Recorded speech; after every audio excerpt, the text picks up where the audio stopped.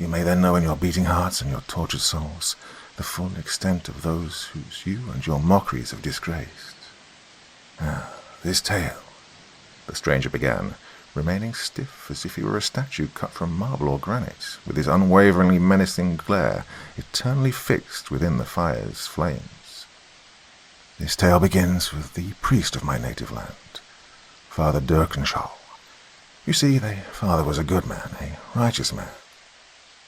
Holy as he was, the wills and righteous ways of the God Most High blinded the good father to the dangerous arrogance of closing his mind to the powers beyond the grasp of even the Heavenly Father's might to contest. As the stranger continued his blasphemous, macabre narrative, a stench of decay and formaldehyde laced the air.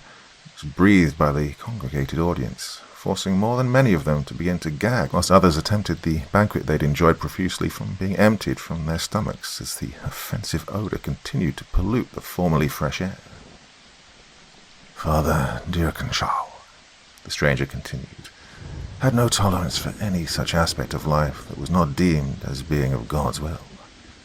Much like you all, Father Dirkenschall was all too swift to brush away anything deemed not of holy merit, as but mere illusions of deluded and perverted minds.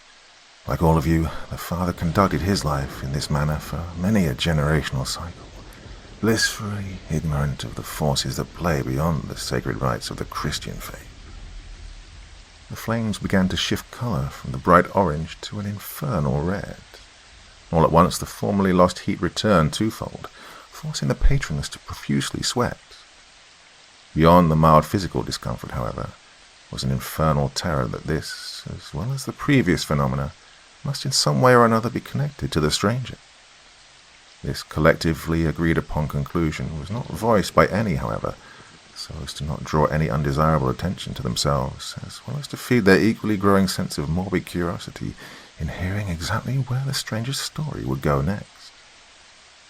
The stranger's eyes widened, further pronouncing their disturbing appearance. "That is," he continued, his voice further distorting with each uttered word, "until the arrival of a conjurer whose very nature could, and did,